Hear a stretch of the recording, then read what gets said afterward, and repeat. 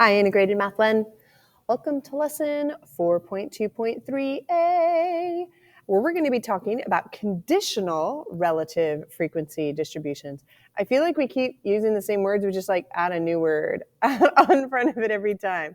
So conditional, that's the new one today.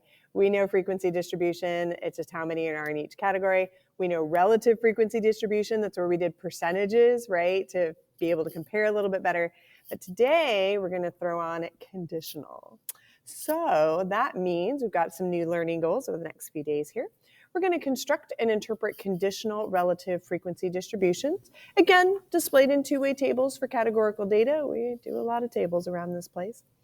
And we're going to recognize possible associations and trends in our categorical data because that's really what this is about. It's great that we have the numbers. What do they mean? What are they telling us, right? That's the whole thing here. So we do have only one key term, conditional relative frequency distribution. We've done these other words before. Conditional is the extra little bit checked on the front. So you've created and interpreted relative frequency distributions for categorical data in two variables, right? You used your total, you did all the percents, and it made it really easy to kind of compare everybody. But how can you compare relative frequencies within just a single variable? What if I'm not worried about two variables? What if I just want to focus in on one of those variables? And that's where today's lesson comes into play. So the question is, did they pass the class? We're on page M4-86, by the way, if you're not aware of where we've gone. We do have a table here on the page that we are going to be using throughout this lesson, so you're going to want to keep that close. So Mr. Lewis teaches 3 science classes at Matthews High School. He wants to compare the grades of the 3 classes of his students. So he creates the marginal frequency distribution table shown. So we've done this before.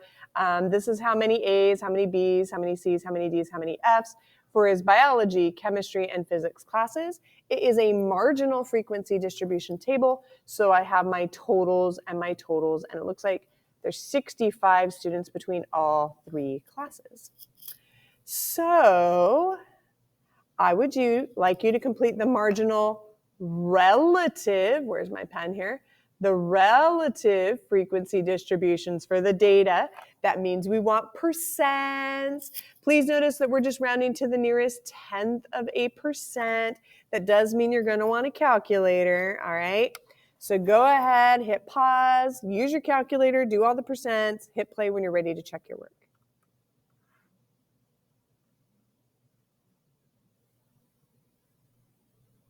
So I hope you actually hit pause and you did all of the work because I'm about to just bring up the answer table and so I hope that you did all the work. And I hope you realized there was a total of 65 students. So every single one of these numbers, you just divided by 65, multiplied by 100 to get your percent. I hope that's what you did. So I divided everybody by 65 and then I multiplied by 100 to get all of my percents. And again, just to the nearest tenth of a percent, so 1 digit behind the decimal on our percents. And here's what I would now like you to do. You've got a ton of percents up here. I would like you to do question number 2. I've got a couple of these, A, B, C on down. I would like you to explain what each percent means in this table. So 18.5%, find it in this table and tell me what it means. And do that for each of these. Go ahead, hit pause, work your way through, hit play when you're ready to check your work.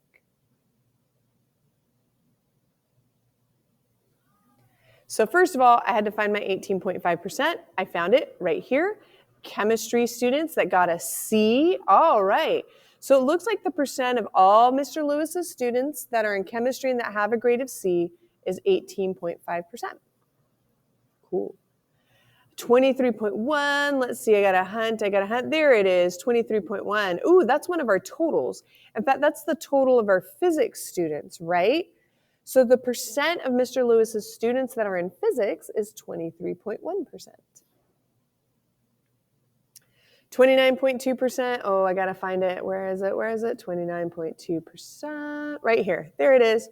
Okay, so this is also a total, but it's the total students that got a B, a grade of a B, right? So the percent of Mr. Lewis's students that have a grade of B is 29.2%. Now, our marginal relative frequency distribution table that we just did is great. And I want you to answer a few more questions here. Page 88, Campbell claims that Mr. Lewis's chemistry class is the smartest because it has the greatest percent of students passing. Is Campbell's statement correct? Hit pause, write down whether you think Campbell's correct or incorrect. And also, why? Make sure you tell me why. Hit pause, work this out, hit play to keep the discussion going. So let's see, chemistry. If I just add up these 3%, and I can do that, right? I can take my calculator and I can be like 18.5 plus 12.3 plus 6.2. I can see that 37% passed chemistry. If I add up these percents, 9.2 plus 9.2 plus 7.7, I get 26.1% that passed biology. And if I add up these three for chemistry, I've got 3.1% plus 7.7% plus 9.2%. I've got 20% of the students passed physics. So I do see the highest percent for chemistry, but here's the thing. I also noticed that chemistry had the largest number of students. Did you catch that? So this is a little weird. I'm going to say Campbell's statement is not correct because while the chemistry class does consist of the greatest percent over all of Mr. Lewis's passing students, it's also the greatest percent of his students, right? Like there's more students taking chemistry than any other class. So also is the greatest number of students. And that skews things a little bit, right? So it makes our statement a little funky. It doesn't necessarily mean that that's the smartest class, right? Yeah, we've got the greatest number of students passing it, but we also have the greatest number of students in the class. It's a lot bigger than our bio or our physics class, right? So it's hard to say that they're the smartest based straight on a straight percent. So here's what we're going to do. If we want to determine which class is doing the best, we can use a conditional relative frequency distribution, all right? A conditional relative frequency distribution is the percent or ratio of occurrences of a category within the specific value of another category, right? So instead of comparing biology to chemistry and to physics, let's just compare biology to biology, right? Let's just compare chemistry to chemistry. Let's just compare physics to physics, right? Let's make this conditional, all right? I feel like it's weird to compare the grades of my bio students to the grades of my chem students. They're totally different classes, right? So let's make this a conditional relative frequency distribution. And we're going to do it using the grades given the classes. I'll show you what I mean. If you come over here on page 88, you have a table here. And I'd like you to take a look at the three that have been calculated. Notice that the denominator is different. Why? Write it down. Hit pause to write it down. Why are the denominators different? Hit play when you're ready to check your work.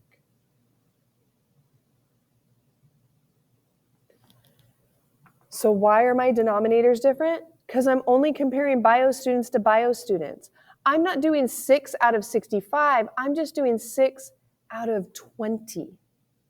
Yeah, I'm not comparing chem to physics. No, I'm doing it out of 30. And so instead of out of 65, it's out of 30. I'm just comparing chemistry students to chemistry students.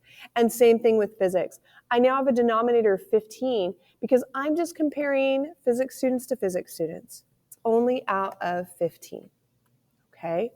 So this makes sense, right? The denominators of the ratios are different because I'm not comparing the joint frequencies anymore to the total students in all science classes. I'm only comparing the joint frequency to the students in that class, right? I'm just comparing bio kids to bio kids. I'm just going to compare chemistry kids to chemistry kids. I'm just going to compare physics students to physics students. Fair enough. So what I would like you to now do is I would like you to complete the conditional relative frequencies in the table. So all of your bio kids are going to be out of 20. All of the chemistry is going to be out of 20. All of the physics is going to be out of 20. I have the original raw data here in the corner. If you need to flip back over to the other page where it is, that's cool too. So go ahead and hit pause and finish your table, and then hit play when you're ready to check your work.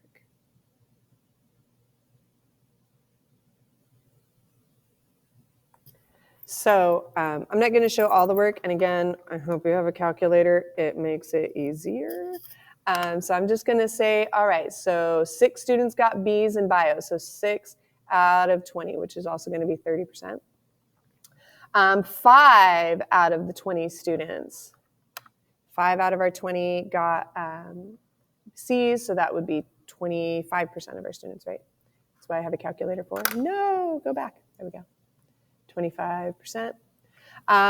D's, I had 1 out of 20. So 1 divided by 20 times 100 is 5%. And for my F's, I had 2 out of 20, which is 10%. And of course, for my total, 20 out of 20, we know that's going to be 100%. That's what it should be. Sweet. And I hope you kept going with chemistry. I'm going to grab another color just to make it a little easier to differentiate. So for chemistry, we've got 4, and in this case, it's now out of 30. So all our chem kids are out of 30.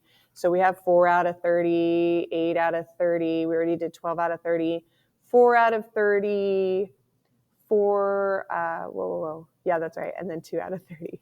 Can't even see anymore. And then, of course, 30 out of 30. We already know that's going to be 100%. I'm going to grab my calculator and help me finish these off. 4 out of 30 is about 13.3%. 8 out of 30 should be double that, right? About 26.7%. We already did this guy, 40%. 4 out of 30 is, go back to that 13.3% again. And 2 out of 30, which gives us, oh, that's small. Which gives us about 6.7%. And last but not least, physics. Physics is a really small class. There's only 15 students in physics. So we're going to do everything out of 15. 2 out of 15, 5 out of 15, sorry for the funky handwriting, 6 out of 15. We already did 1 out of 15, and we have one more, 1 out of 15. And of course, 15 out of 15, which we already know will be 100%. That's what it should be, 100% of our physics students. So 2 divided by 15 is going to be about 13.3%. 5 divided by 15 is going to be about 33.33%. Except I lost a 3. Sorry, that's math. 6 out of 15, I've got a mess here, is going to be about 40%. 1 out of 15 is pretty small, is 6.7%. Awesome. So this is kind of a hot mess. Don't worry, I have a pretty one for you that'll be easier to read. All right, so now that we've seen this, now we have a conditional relative frequency. So it's still percent, right? Relative means I got percent, but it's conditional. I'm only comparing bio kids to bio kids. I'm only comparing chemistry kids to chemistry kids. I'm only comparing physics kids to physics kids. Feels a little more fair, right? Feels a little more fair at this point in time. Can you just take a moment and just interpret the conditional relative frequency distributions of each class? Like, what do you notice about your bio? So just what do you notice about your bio kids, your chemistry kids, your physics kids? Hit pause, make some quick notes here, hit play when you're ready to check your work.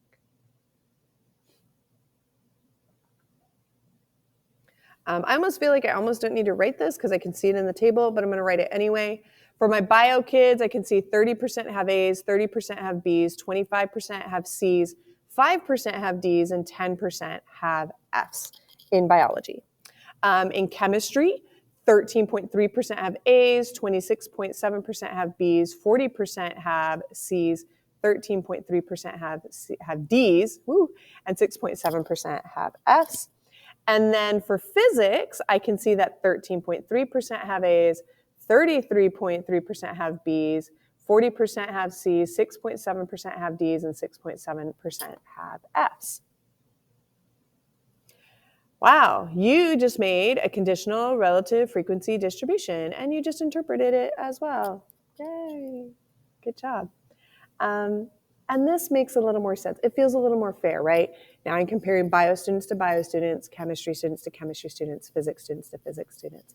So we have a conditional relative frequency. We still have a percent, but now we're conditional on just comparing bio to bio, just comparing chemistry to chemistry, just comparing physics to physics. As always, I hope you found this useful. I hope you found this helpful. If you have questions or concerns, come see me, and I'll see you soon.